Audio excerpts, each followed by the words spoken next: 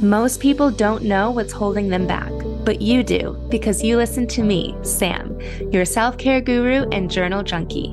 Welcome to Journal Entries, your safe place where you can tune in weekly to get tips, tricks, and journal prompts to uncover your feelings, gain clarity, and make your move. Hello, hello. Welcome to this week's episode of Journal Entries. I might sound a little distracted because I have a new kitten. Her name is Koa, and I currently have to keep her separate from my other cat, Leopold, until she's tested for feline leukemia. And so she has the honor of staying in my office, but she's in the stage of like biting and scratching me. So while I'm recording this, I have like one hand off to the side with a cat toy to try and make sure I don't squeal from getting bit during this episode.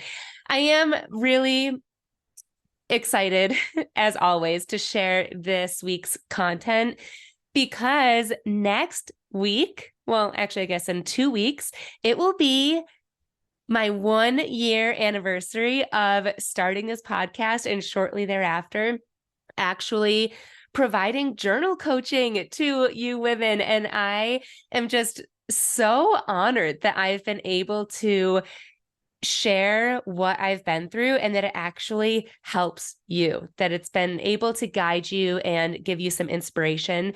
That this week, I'm going to start off and share the tips and some prompts and whatnot with you from the time that I first started journaling, like really journaling.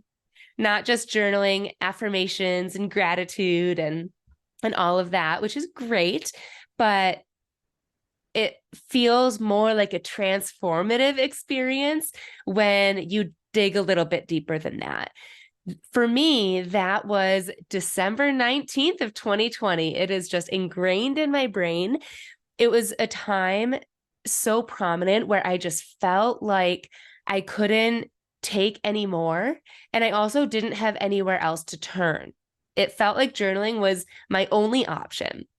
In terms of not taking anymore, I was just very overwhelmed with being a new mom, always questioning myself and wondering if I'm doing the right thing or if I have the right things and all of that. I felt like I was dropping the ball in my career and showing up for team meetings and whatnot.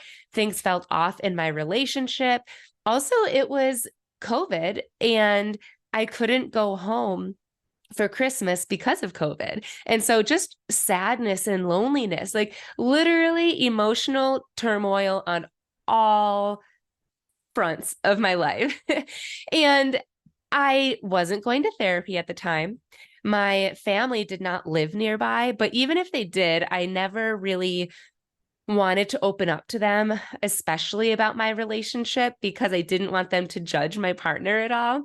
So I didn't open up to them. I did open up to a couple friends, but not to the full extent. I think because I wasn't even aware of the full extent of how I was feeling until I allowed myself to journal freely with no fear of what might come out. And so that's why I opened up my journal that night, locked myself in that room, and just poured everything out onto the pages. I'm going to talk mostly today about the relationship piece, about feeling uncertain in your relationship. And I'll have other episodes on all the other parts that I had mentioned as well. But that was a really big part for me, was that things just felt off. And I know that in relationships, things feel off for so many different reasons, right? It's so different.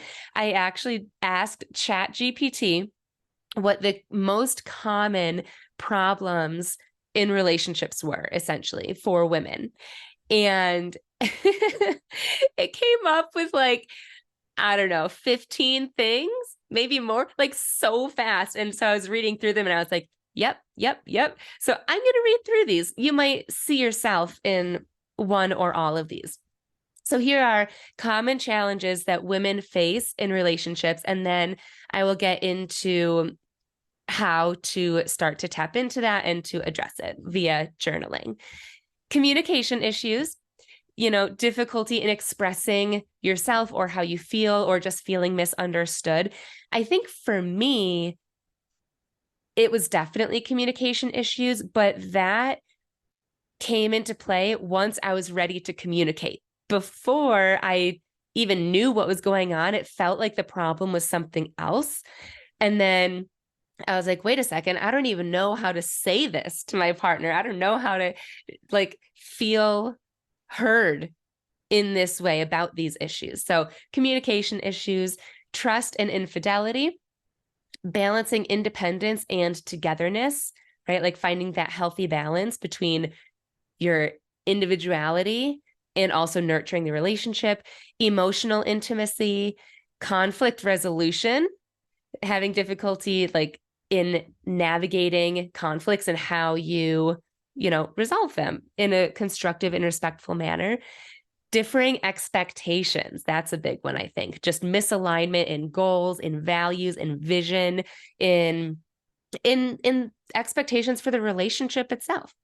Managing work-life balance, couples do that very differently. Parenting challenges, sexual compatibility, financial stress, cultural, political, or religious differences, self-esteem and self-worth, and that's relating to challenges within your relationship that impact how you might perceive yourself, your self-esteem and your self-worth. Long distance relationships, navigating life transitions, anything from marriage or having children or dealing with illness or loss, things like that. And then lastly, power dynamics, addressing issues related to control, decision-making, equality within the relationship. I don't know if any or all of those or just one or two might relate. It's a lot. It's a lot being in a relationship. After reading through those and reflecting back on my own, it takes a lot of work to be in a relationship and I think the key is communicating, knowing where you stand on all of those things and being able to communicate that and work together with your partner, right? It's both partners have to be invested in that. And I have found my answers to what I was struggling with in my relationship with journaling. That's where I found my clarity. I was just feeling like I wasn't sure what to do, right?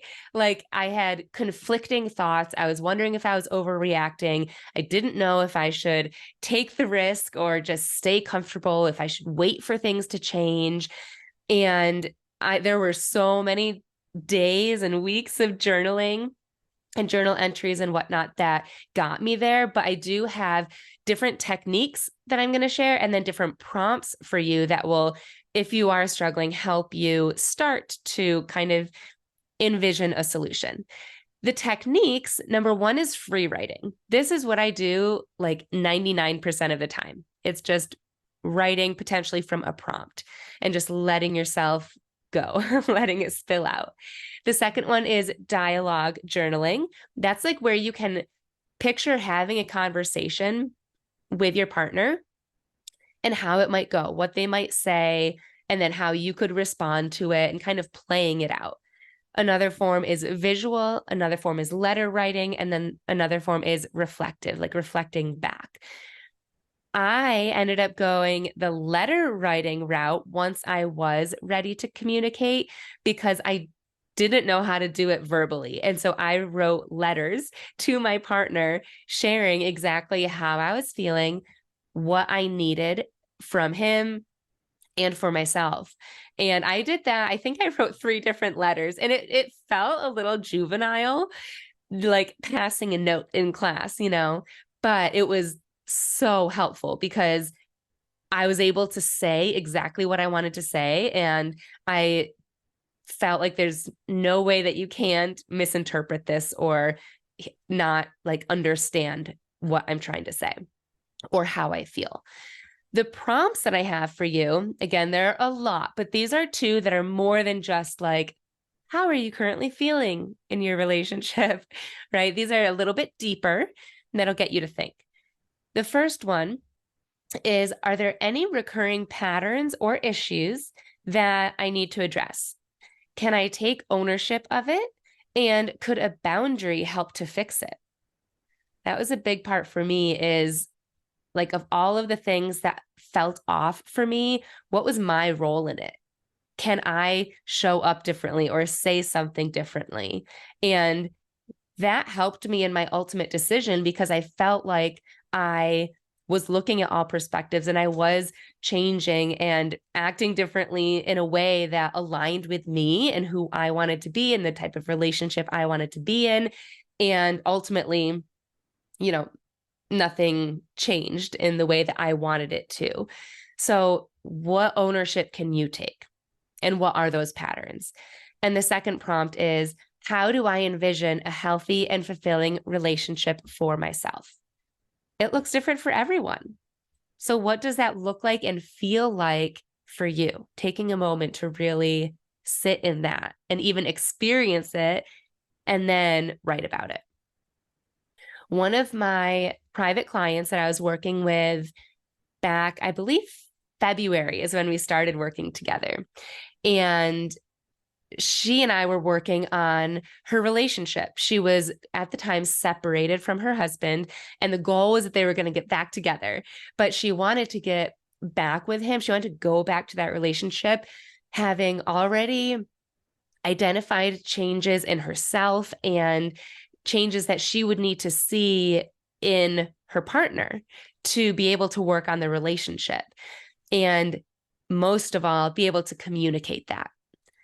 And through our time together, we were able to work on that. And by the end of our time, and journal entries and voice memos and all of that, I feel like she had gained so much self-worth and self-confidence. Like, she was just showing up differently as a different woman than the very first call that we had.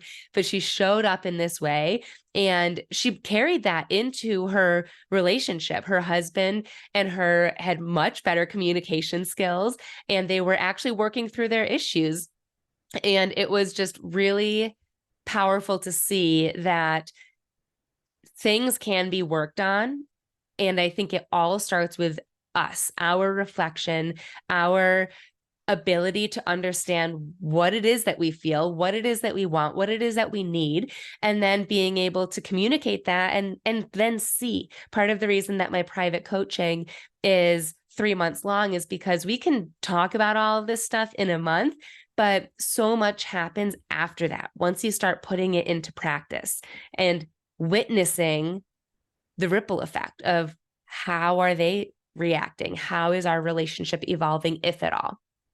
Anyways, because of all of that, because of the power of this, I wanted to celebrate the 1-year anniversary of journal entries by creating a community for people who are struggling emotionally. And I am starting off by creating this within my Emotionally Empowered program. So this is a 4-week program, and it's interactive and group coaching. And there are going to be 2 different areas of a community that you're able to talk to somebody, which is so helpful. When I was going through this, I didn't have anybody that I could talk to. I didn't feel like I could talk to anybody. I should say it like that. And definitely not people who could relate to exactly what I was going through and just get it. And it makes a world of a difference having that. I did end up finding something like that just by following Instagram accounts, but I wasn't able to chat with any other woman who was going through this with a 9-month-old son and getting a divorce and all of that. And so that's a big focus that I want to provide for you guys. And there will be 2 places for it. One is called Voxer. It's like a voice memo app, and then Facebook groups. And then additionally, I'm going to be giving the group prompts so that they can share their insights if they want, if they're open to that, from their journals. And that will help provide different perspectives and also give the opportunity to dig deeper in your journal entries, which is it's seeing something from a different perspective and being able to tackle that in your journal first, at least for me, was really eye-opening and helpful. So if you wanted the full details on Emotionally Empowered, again, it's a 4-week live and interactive group coaching program. So excited. And the goal is that we are going to sort through your emotions, gain clarity, and feel empowered with the direction of your life. You will get a one-on-one call with me, which usually is valued at $333, just throwing that out there. So put a pin in that number. The 2 communities, and then weekly group meetings. And in these meetings, we're going to cover a lot of topics, but we're going to get right to the juicy stuff. We're going into how to pinpoint the exact struggles that you're going through, not just how it feels and like the initial things that you have going on, but like what's underneath that? What's the root of that? Understanding your emotions so that you can articulate them, boundaries and any triggers that you might have, and then also your future self. So we'll go into all that in the weekly meetings, tons and tons of journal prompts to help you uncover all of this within your own journals. There is a bonus for anyone who enrolls by October 23rd. You are going to be getting 3 of my felt pens. I swear my felt pens are the reason that I showed up in my journal some days. They're just so lovely to write with and so fun. So I'm giving away 3 of those to everybody who signs up by the 23rd. Registration closes on November 1st because that is the official start day. And the 1-year anniversary pricing is $300 off.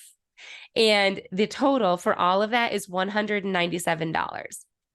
I've never offered the potency that you will be receiving in this group for this cheap. Like I said, that one call with me is usually $333, not even including the value of the 2 different communities, the group calls, and then there's some other freebies as well, like my journal prompt archive, all the good stuff. $197, just a one-time payment. So if you're interested, you can click the link in my show notes for more info or to enroll, or feel free to send me a message over on Instagram at samantha.s.says. Either way, the show notes will also have those journal prompts, and I really encourage you to try them out and just to, like I mentioned earlier, just sit in them first and allow yourself to feel, allow yourself to visualize, and then write it out and just see what comes out. And it might not be clear and you might not have that clarity right away. It will take a few journal entries or lots of journal entries, most likely, but starting is the point, right? You can't lose 50 pounds without losing the first pound. You can't get to that clarity without having that first journal entry. So give it a try, and give me a shout if you do and how it went for you. I would love to hear. And thank you so much for being one of my very, very valued listeners. I'll see you next week. Thanks so much for tuning in to this week's journal entry. I love connecting with my listeners, so make sure you screenshot this episode and tag me on Instagram at samantha.s.says so I know you're listening. And don't forget to grab your free training and journal prompts at www.samanthapenkoff.com/podcast.